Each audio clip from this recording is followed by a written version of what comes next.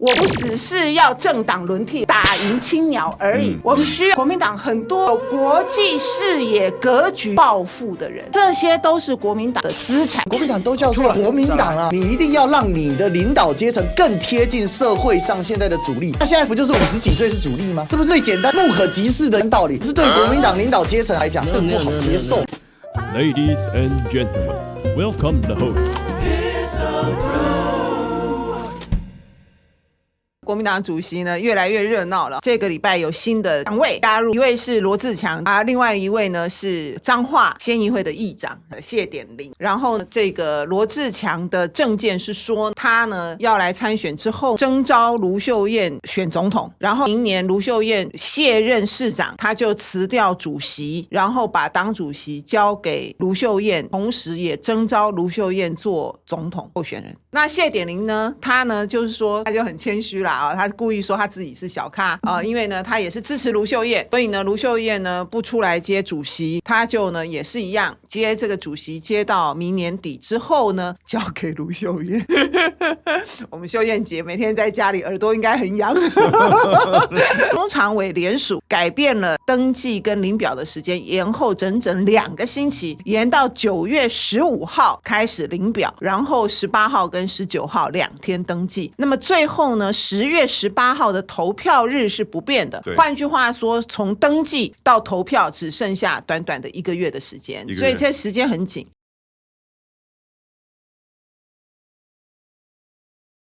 所以从今天国民党的很多党部的运作，大家觉得它很僵化，大家觉得很暮气沉沉，那是因为你没有看到他们才是真正的重要的资产，而我们国民党就常常是坐在金矿上面的傻瓜不管是过去的历史的资产论述上面的，或者是我们的党员各种的资产，我们都看不到，然后没有办法活化强化，把它更加的放大，那这个非常非常的可惜。所以我说我当要来接主席是准备好了，我说不要让国民党脱胎换骨，不是空话，因为我从20年前连战邀请我参加国民党，当时呢一参加国民党，我就在国民党中央党部，我就担任了国民党的跟主席的发言人，所以我其实比较特殊，我在入党的第1天就成为了国民党中央党部的1级主管，所以其实我就历经了连主席，又历经了马英九主席，以及后面很多历任主席啊，那包括今天的朱立伦主席，他当时参选的时候我也有支持帮忙他，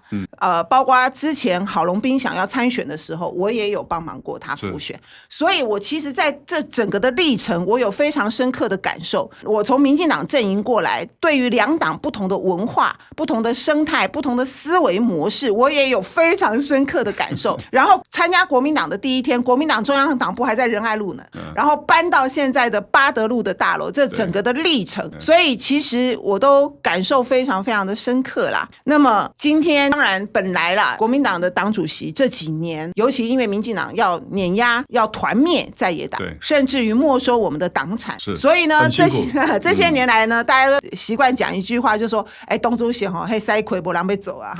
拍亏啊所以呢大家呢都不想来当，但是呢在这种种种艰难之下，事实上国民党主席、国民党这个位置还是挺重要的。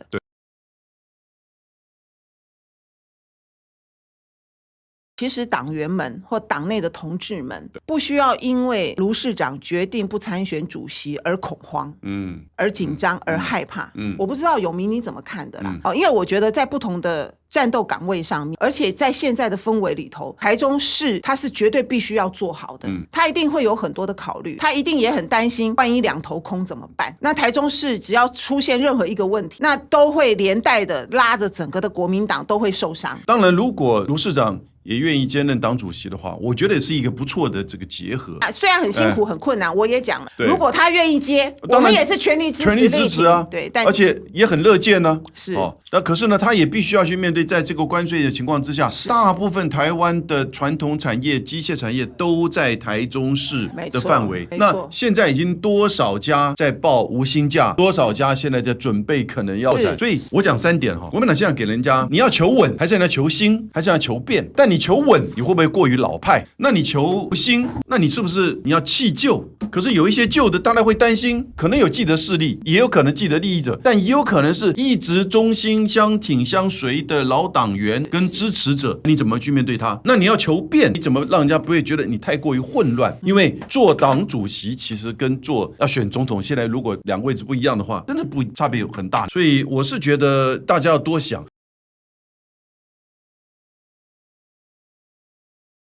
我其实，在国民党里头这么多年来，包括譬如说我在立法院党团，我跟所有立院党团的每个立委，国民党的立委感情都非常的好，然后跟各个的县市这一些地方政治人物哈，或者是这些地方的这个中央级的立法委员，关系都非常好，关系都非常好。其实我私底下是一个金头到顶的狼，然后是一个笑口常开的人。对，秀燕姐卢市长讲得很好，她说这个主席呢不应该是由谁来钦定谁，不可以私相授受。那总统更是如此，没错，总统更不能私相授受。如果他真的是党内最大的太阳，真的是大家众望所归的话，他怎么会担心初选呢？是，对不对？你在党内的初选一定会出现嘛。我觉得过去吃了几次的亏，应该要长智慧啊，从中学得教训。国民党不管怎么样，譬如说主席也是一样，公开公平的游戏规则来产生，产生了以后大家团结一致。总统也是一样，到时候不管你心里面再喜欢谁，支持谁，都应该透过公开公平的初选机制来产生。那么从现在到27年吧，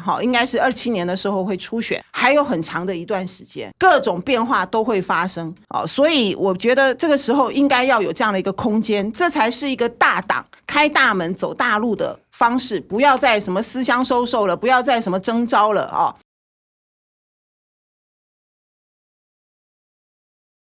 国民党是一个创造奇迹的政党，我们曾经革命成功，创造第一个亚洲民主共和国，我们曾经打过浴血抗战，战胜了日本的侵华战争，在这么艰苦这么穷困，然后直接用人命对抗的状况底下打赢了对日战争，今年是80周年，来到台湾一穷二白，战后的台湾我们创造了亚洲4小龙的经济奇迹，接下来蒋经国跟李国鼎还造了护国神山。另外，在蒋经国的手中，我们解除了戒严，开放党禁，然后呢，台湾顺利的完成了和平转型、民主化的政治奇迹。国民党是一个创造奇迹的政党。今天在最危急的、在最凶险的历史时刻，国民党在台湾可以再创一次历史奇迹。这个历史奇迹是开创奠定两岸和平的100年基业，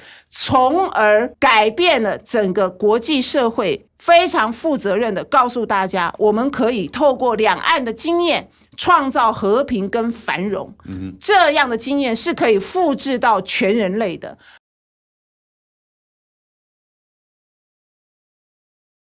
因为过去党主席就是气势越盛就要更上一层楼嘛，所以呢，山外青山楼外楼。可是问题是在党主席到朱立伦这一代，我们可以说是国民党的末代大佬。可是我必须讲，国民党的未来一定是在国民党中生代，因为国民党中生代对比民进党过去的民进党啊，其实年纪上已经是比较偏大的。记得当时蔡英文遇到重创的时候，民进党是谁出来扛？是他们中生代联名推荐卓荣泰。卓荣泰再怎么不行，但他有一点，他人和还不错，大家都喜欢他。一个政党他一定要有每一个不同的世代，然后他都要有承担的。但国民党太久没有做这种事情。上次中生代出来承担是江启臣，但是以失败作收嘛。大家看到江启臣连任时候选的那个票数非常难看，因为很简单，大佬出来跟你接收，你要怎么搞？而且国民党的党员的组构跟社会的组构是落差非常巨大的。国民党的党员第一个非常的老，第二个组织票为主，但5×5，4×5才是所谓的自由党。这就导致说社会上不管吹什么风气，国民党的党员是油盐不进。那一个政党如果脱离了人民，那他基本上他就准备等着死亡。所以国民党很衰，而这个衰是100年历史成疴啊。孙中山他们不爽，在兴中会上面在檀香山成立的，从那时起国民党就是山头政治啊。所以这个病延伸到今天的国民党。那这个最大的损失是什么？以前有孙中山，后来有老蒋，有小蒋，甚至有李登辉，有马英九。但马英九之后，国民党再无强人，没有强人，结果是什么呢？人际网络拉不住。然后呢，在这个过程当中呢，从孙中中山到两蒋到马英九，什么东西在退化？理念在退化，主义在退化，那完蛋了。你拉住国民党的2把手，一把叫做人际网络，一把叫主义，两个都没有。那结构在翻转，中央因为被民进党党产抄掉之后，中央变得很弱，地方在上升，土地公们上来，土地公们地域性很强啊，他当然要找他的自己的利益。所以现在国民党最大的问题就是有没有一个人他同时有人际网络的魅力，然后呢，他同时能够喊出高喊主义，并且呢进行结构性的一些调整。但大家虽然不舒服，但勉强还舒服，最后这样这国民党才会有出路。